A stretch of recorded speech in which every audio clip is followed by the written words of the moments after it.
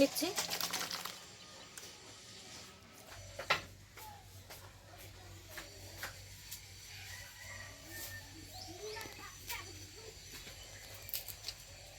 নমস্কার, আজকে দুইটা পোনা মাছ রাখছি।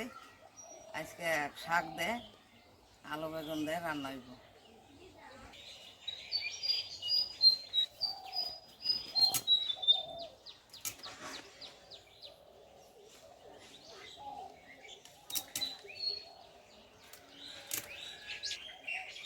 আজকে দুইটা মাছ রাখছে বাড়াবো না, বিলের কলি শাক দে আলু বেগুন দে রান্না হইব।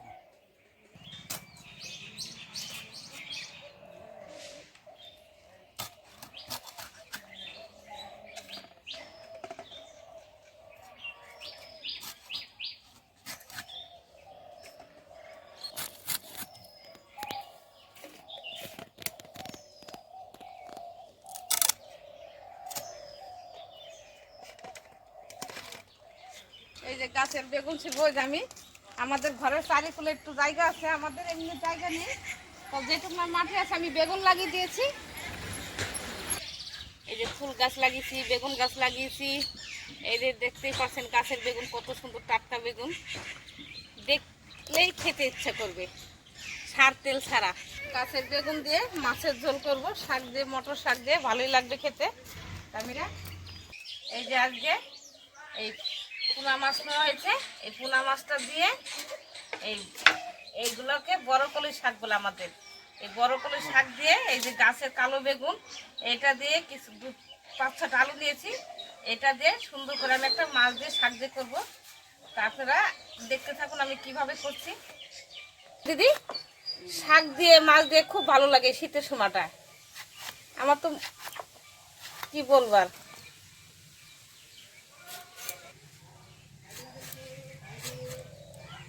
বলতে কি কালো বেগুনের তরকারি ভালো লাগে। এই নে ঘরে এই পিঠের থাল, এই যে শাক দিয়ে মাছ দিয়ে রান্না করলে লম্বা লম্বা করে আলু কাটলে ভালো হয়, তরকারিটা দেখতে ভালো লাগে, সব জিনিসে একটা মানানসই আছে। এই যে লম্বা লম্বা করে আলু কেটে দিলে ভালোই লাগে।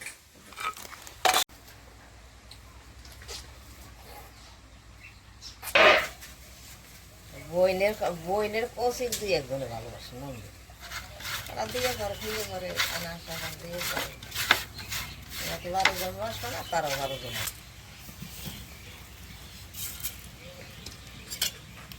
আমি তেজপাতাটা দিয়ে জিরেটা দিয়ে আমি ভেজে নিই, তেজপাতা দিয়ে জিরে দিয়ে ভেজে নিয়েছি। এটা আমি পাতাটা ভেঙে রাখলাম, নাহলে ঠান্ডা হয়ে গেলে ভাঙবে না। আমার কড়াই গরম হয়ে গেছে, আমি তেলটা দিয়ে দিচ্ছি, আমি মাছটা দিয়ে দিচ্ছি। বাবা শীতের দিনটাও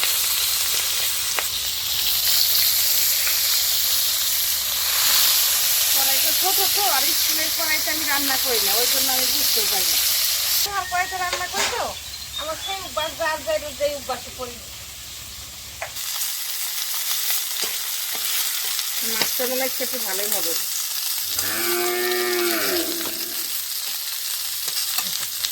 আমার কড়াইতে তেল আছে, আমি আরেকটু দিয়ে দিচ্ছি তেলটা।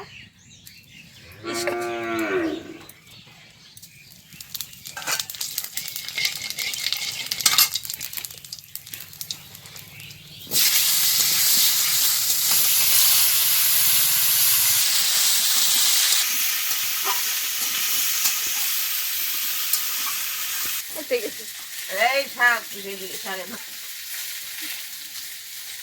শাকের গন্ধ রাখছি, মাছের মাথা দেয়। হ্যাঁ পাখি, এই যে কটা কাঁচা ঝাল আমি চিড়ে দিলাম।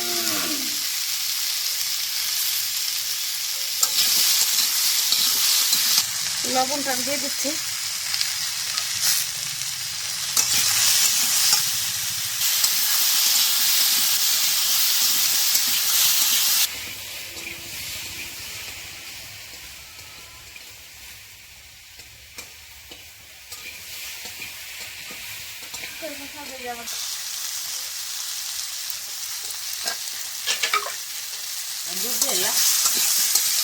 আমি হলুদটা দিয়ে দিয়েছি, আমি জলটা দিয়ে দিচ্ছি।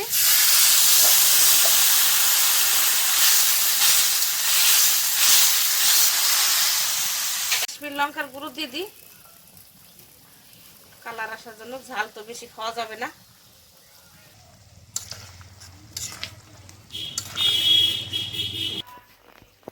এই শাকগুলো আমি এখন কেটে দিয়ে দেবো মাছের ঝোলের মধ্যে।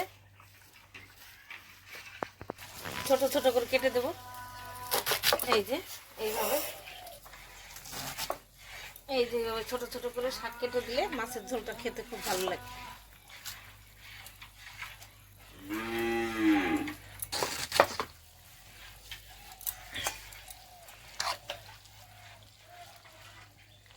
মটর শাকের স্বাদ আলাদা, কুমড়ো শাকের স্বাদ আলাদা।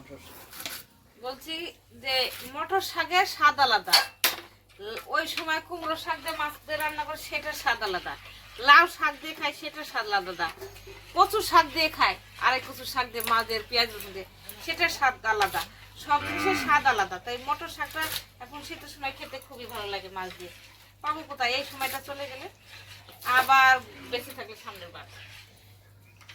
আর যে কোনো জিনিস স্বাদ একটা সময় আছে, সিজন আছে, খালি খেলেই তো হবে না। এই শাকটা দেখো গরমের সময় ভালো লাগে না, তখন তো গরম চলে আসবে।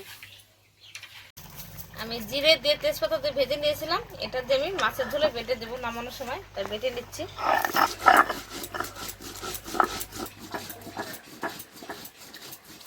মাছগুলো আমি এখন মাছের ঝোলে দিয়ে দিচ্ছি। এই যে মাছ,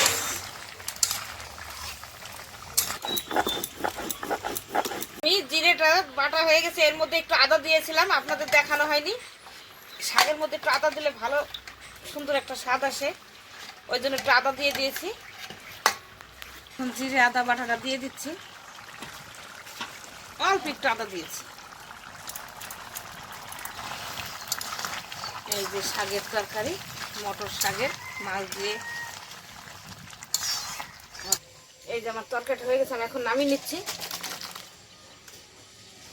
ভালো হয়ে গেছে।